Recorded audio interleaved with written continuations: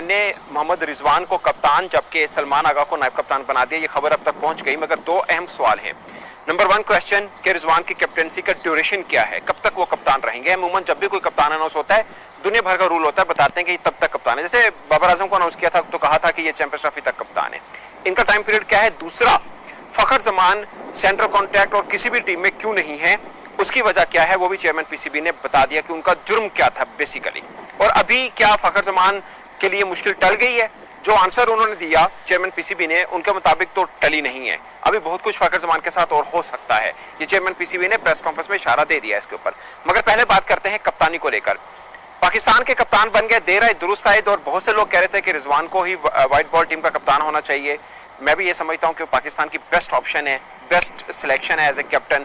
और कितनी उनको अथॉरिटी दी जाती है, कितनी उनको आज़ादी दी जाती है, ये सबसे खास बात है। रिजवान ने पहले बोला कि उन्होंने बोला कि सेलेक्शन कमेटी मेंटोर हम सब एक पेज के ऊपर हैं, हम ऐसी टीम बनाना चाहते हैं जो अनबीटेबल हो। वो सब कप्तान जो कि डिप्लोमेटिकली जो बातें होती हैं वो उन्होंने की हैं। मगर उन्होंने बोला कि मैं लीडर बन के नहीं डील करूंगा, मैं उनका खादिम बन के डील करूंगा। ये रिजवान ने खास बात की। उन्होंने बोला कि मैं हूँगा वो वाला कप्तान जो कि मतलब उनके ऊपर कोई हुक्म नहीं चलाऊंगा अपने खिलाड़ियों के ऊपर, उनको साथ लेके चलूंगा। कहीं जीत मिलती है तो सबको क्रेडिट मिलेगा, कहीं हार मिली तो मैं बतौर कप्तान खड़ा हूंगा कि मैं रिस्पॉन्सिबल हूँ। एज ए कैप्टन ये बात बहुत बड़ी बात होती है और ये कहना ठीक भी होता है। और मुझे ज़्यादातर पर लगता है कि पाकिस्तान क्रिकेट टीम के तमाम क्रिकेटर्स मोहम्मद रिजवान एक वो करैक्टर हैं जिनको पसंद करते हैं। कोई ऐसा नहीं है जिनके साथ उनकी कोई लागतबाजी हो, कोई ऐसा नहीं जिनके साथ उनका कोई मैच पड़ता हो, कोई ऐसा सीन नहीं है। एक अच्छे सुलझे हुए किरदार के वो क्रिकेटर हैं और अच्छा हुआ कि उनको कप्तान बना दिया। आई गेस कि उनको अथॉरिटी पूरी मिल गई। जैसे सिलेक्शन में आपने आकिब जावेद को दी है, पूरी नहीं दी है भी, जितनी भी दी है। अगर रिजवान को अपने पूरी अथॉरिटी दे दी तो ट्रस्ट में पाकिस्तान क्रिकेट एक नए मोड़ की तरफ जरूर जाएगी और वो टीम बनेगी जो हम सब ख्वाब सोचते हैं, मजबूत टीम बनेगी। अगर आपने उनको दोस्तों, पाकिस्तान ने मोहम्मद रिजवान को पाकिस्तान की व्हाइट बॉल टीम का कप्तान मुकर्रर कर दिया है। और कुछ दिन पहले मोहम्मद रिजवान साहब जो है वो क्रिकेट बोर्ड के साथ कुछ ऐसे निगोशिएशन में थे कि मैं पावरफुल कप्तान बनूंगा। आज उनको प्रेस कॉन्फ्रेंस में सवाल भी हुआ तो उन्होंने कहा कि जी 15 रुकनी जो टीम है ये तमाम के तमाम 15 ही पाकिस्तान के कप्तान हैं। ये बात दुरुस्त है कि बाबर आजम के बाद रिजवान ही हमारे पास बेहतरीन कप्तान की चॉइस थे। सलमान अली आगा को उनका डिप्टी बनाया गया है, वो नायब कप्तान है उनके। और चेयरमैन पीसीबी मोहसिन नकवी और आकिब जावेद ने प्रेस कॉन्फ्रेंस करके पाकिस्तान के कप्तान का ऐलान कर दिया है। तो अब पाकिस्तान क्रिकेट एक नए कप्तान के साथ ऑस्ट्रेलिया का पहला दौरा करेगी। और मोहम्मद रिजवान की जो कप्तानी है, ऑलरेडी वो एक सक्सेसफुल कप्तान के तौर पर पाकिस्तान सुपर लीग में अपना लोहा मनवा चुके हैं। और रिजवान ने मुल्तान सुल्तान्स की तरफ से पीएसएल का टाइटल भी जीता हुआ है, पीएसएल के 2 फाइनल भी अपनी टीम को वो लेके आया हुआ है। और विकेटों के पीछे भी रिजवान खड़े होकर जिस तरीके से टीम को या बॉलर्स को बैक कर रहे होते हैं वो भी हम सब जानते हैं।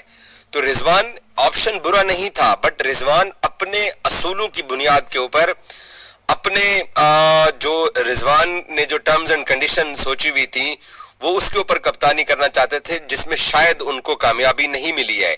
इसीलिए आगा उनके साथ पाकिस्तान क्रिकेट बोर्ड की नजर में एक पैरेलल उम्मीदवार थे, जिसकी वजह से मेरे पास यही इत्तला है कि रिजवान जो पाकिस्तान क्रिकेट बोर्ड को ये समझ रहा था कि शायद मैं मजबूरी हूं और मैं पाकिस्तान क्रिकेट बोर्ड को अपनी प्लेइंग 11 अपनी मर्जी के साथ खिलाऊंगा, बट आकिब अब 2 टेस्ट मैचेस जीतने के बाद उसकी साइंस कामयाब हो चुकी है। सन की टीम अनाउंस होने के बाद बहुत सारी टीमें अनाउंस हुई, बहुत सारे लड़कों को खेलने का मौका मिलेगा, बहुत सारे लड़कों को स्क्वाड में आने का मौका मिलेगा। सेंट्रल कॉन्ट्रैक्ट अनाउंस हुए, बहुत सारी गपशपें हैं।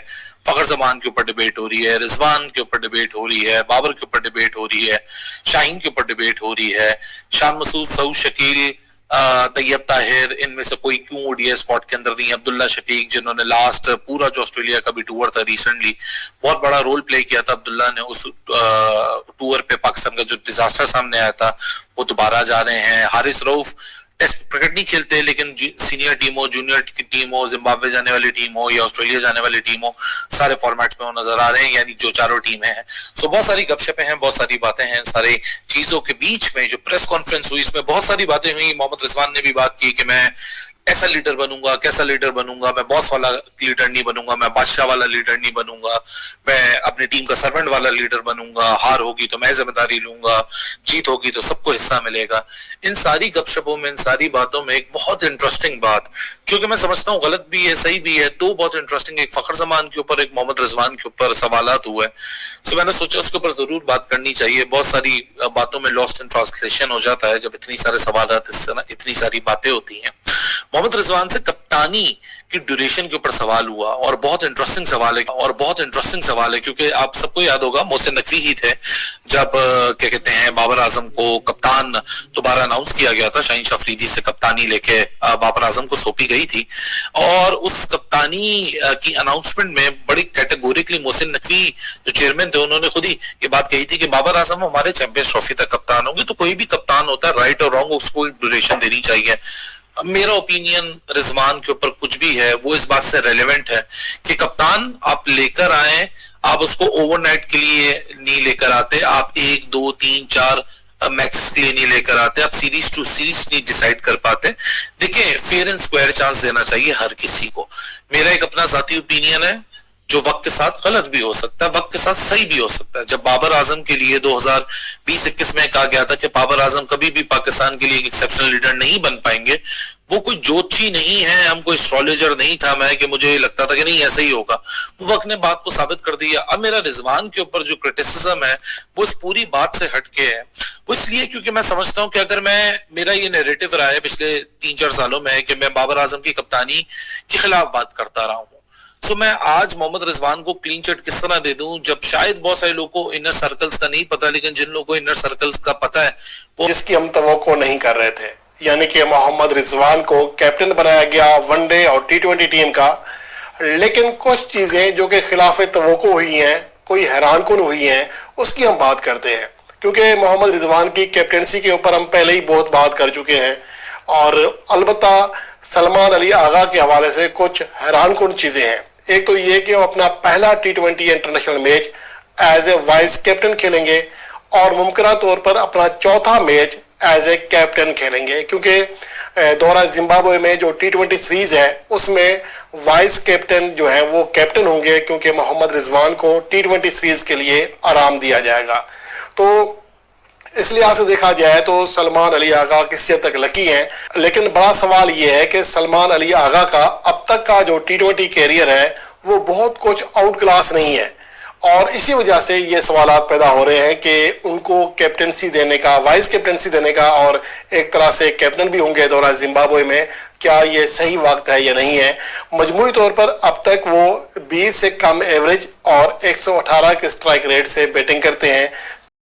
तो जय हिंद दोस्तों, जैसा कि वीडियो में आपने देखा अभी कि मोहम्मद रिजवान पाकिस्तानी टीम के जो ओडीआई या टी20 के कप्तान बनाए गए हैं पीसीबी द्वारा। जो ऑस्ट्रेलिया का दौरा होना है दोस्तों पाकिस्तान का, उसमें Mohammad Rizwan as a captain खेलेंगे जिसमें बाबर आजम, नसीम शाह और शाहीन शाह अफरीदी का वापसी हुआ। अब देखिए ये वही टीम है दोस्तों जिस टीम ने बाबर आजम की कप्तानी में इतना बुरा परफॉर्म किया था और उसमें 1-2 प्लेयर नए हैं उस स्क्वाड में, बाकी वही प्लेयर पुराने प्लेयर है जिसमें शाहीन शाह अफरीदी और नसीम शाह और बाबर आजम। ये लड़ाई ही बाबर आजम वर्सेस शाहीन शाह अफरीदी था और वो दोनों टीम के मेंबर हो चुके हैं, अभी टीम में शामिल है दोनों। नसीम शाह भी आ चुके हैं टीम में। बाबर रिजवान, चेंजेस यही आया है दोस्तों कि बाबर रिजवान उस टीम के कप्तान है। अब देखते हैं बाबर रिजवान को कितना रिगार्ड मिलता है उस टीम से, टीम का प्रदर्शन कैसा होता है बाबर आजम की कप्तानी जाने के बाद, मोहम्मद रिजवान के कप्तान बनने के बाद। अब देखते हैं इस पर, ये देखने वाली बात है दोस्तों कि ऑस्ट्रेलिया का दौरा ये होने वाला बाबर आजम की कप्तानी जाने के बाद ये पहला ओडीआई का दौरा है जिसमें मोहम्मद रिजवान की कप्तानी में टीम खेलेगी। अब देखते हैं इसमें टीम परफॉर्मेंस कैसा करती है। कहीं ऐसा तो नहीं है कि दोस्तों कि वो ग्रुपबाजी का शिकार मोहम्मद रिजवान भी होने वाला है जो जिसका शिकार बाबर आजम हुआ था, और टीम का प्रदर्शन पर क्या इसका असर पड़ता है तो देखेंगे। अब चैनल पर नए हो तो चैनल को सब्सक्राइब कर लीजिएगा, बेल आइकन दबा दीजिएगा, वीडियो को लाइक करिएगा, शेयर करिएगा, कमेंट करिएगा। मिलते हैं अगले वीडियो में दोस्तों, तब तक के लिए धन्यवाद।